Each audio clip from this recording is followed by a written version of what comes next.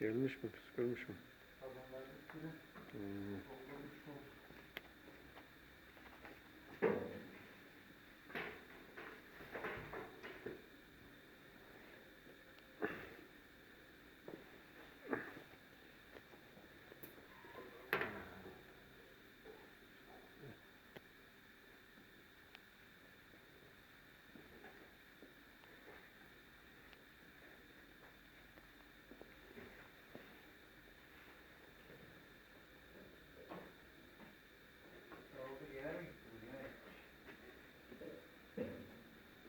Ben Erdoğan'a gidiyorum.